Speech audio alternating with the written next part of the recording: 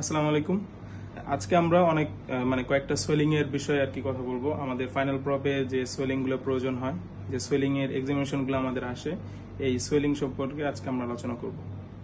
তো আমাদের এমনিতে নর্মালি আমরা জানি যে কোন কোন সোয়েলিং গুলো আমাদের পরীক্ষায় আসে। সাধারণত আমাদের লাইপোমা, তারপরে হচ্ছে হেমানজিওমা, তারপরে নিউরোফাইব্রোমা, তারপরে গ্যাংলিওনিক সিস্ট, তারপরে সেবাসিয়াস সিস্ট, এই সোয়েলিং গুলোই কমনলি আমাদের থাকে।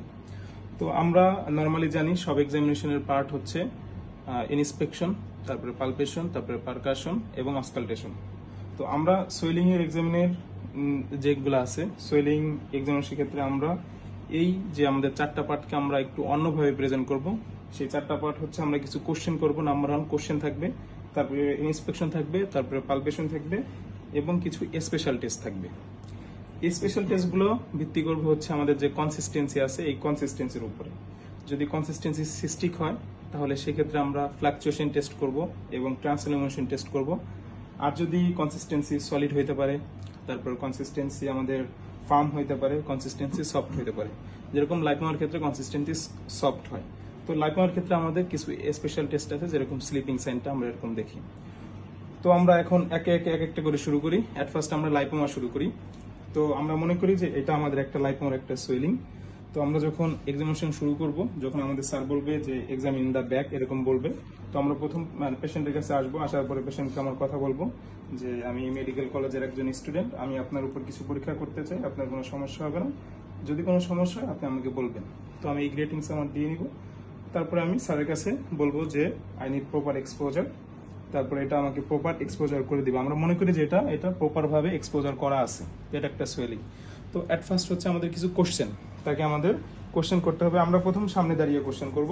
তারপর আমাদের যখন কোশ্চেন করা শেষ হয়ে যাবে, কোশ্চেন আমরা প্রথম সামনে দাঁড়িয়ে আসব। সামনে আসার পরে তারপরে আমরা তাকে জিজ্ঞাসা করব যে বাবা আপনার কোথায় সমস্যা।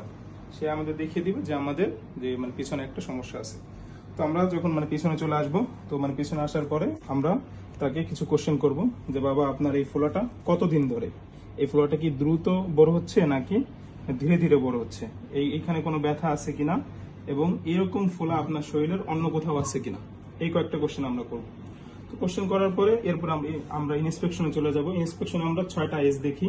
6টা এস কি যে আমরা সাইড দেখব, সাইজ দেখব, শেপ দেখব, তারপরে স্কিন কালার দেখবো, স্কার মার্ক দেখবো, কোনো ভিজিবল কোনো পালসেশন আছে কিনা এটা দেখবো, কোনো এনগ্রস ভেইন আছে কিনা এটা আমরা দেখবো। আমরা কিন্তু সবসময় পেশেন্টের ডান সাইডে দাঁড়িয়ে তারপরে এক্সামিনেশন করবো, অলওয়েজ ডান সাইড। আমাদের এখানে জায়গা স্বল্পতার জন্য আমরা হয়তো একটু বাম পাশে আসছি, বাট অলওয়েজ আমাদের ডান সাইডে দাঁড়িয়ে বা বসে আমাদের এক্সামিনেশন করতে হবে।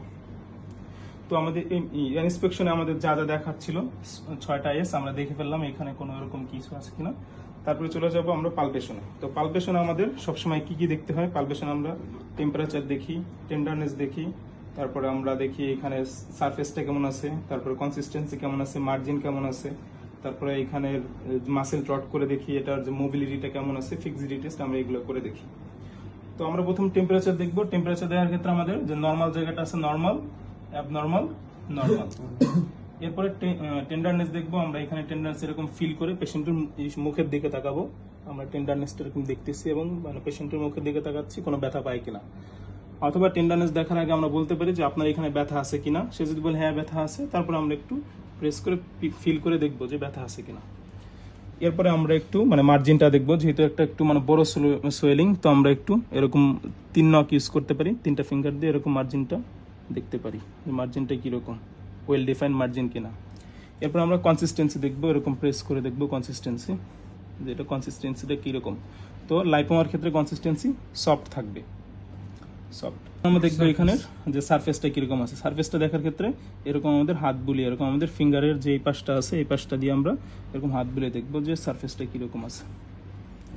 আচ্ছা, এরপর আমরা দেখবো যে তার যে ফিক্সিডিটা, এটা আমরা চেক করব। তো ফিক্সিডি দেখার ক্ষেত্রে আমরা বলবো যে বাবা আপনি একটু এই হাতের উপর চাপ দিবেন, চাপ দেন, আমার এইদিকে চাপ দেন, এইদিকে পিছন দিকে চাপ দেন। পিছন দিকে চাপ দিলে তো আমাদের এইখানে যে মাসেলটা থাকে ট্রাপিজিয়াস মাসেল, তো ট্রাপিজিয়াস মাসেলটা ট্রট হবে। ট্রট হওয়ার পর আমরা দেখবো যে এটা কি মুভমেন্ট কিনা, এটা মুভমেন্ট কিনা। তো লাইপোমার ক্ষেত্রে এটা সাইড টু সাইড মুভমেন্ট হবে, অ্যাবভ ডাউনওয়ার্ড মুভমেন্ট হবে। এরপর আমরা ফিক্সিডিটা দেখে নেব, এটা ফিক্সিডিটা কেমন আছে। তো ওভারলাইন স্কিন ইজ ফ্রি। এই হচ্ছে আমাদের লাইপোমার মানে মোটামুটি এটা টেস্ট। এবং লাইপোমার যে কনফার্মেটরি টেস্ট আমরা বলছিলাম যে এই স্পেশাল টেস্টগুলোর মধ্যে, স্পেশাল টেস্টের মধ্যে আমরা লাইপোমার যে কনফার্মেটরি টেস্ট বা মানে মেইন টেস্ট যেটা, সেটা হচ্ছে স্লিপিং সাইন।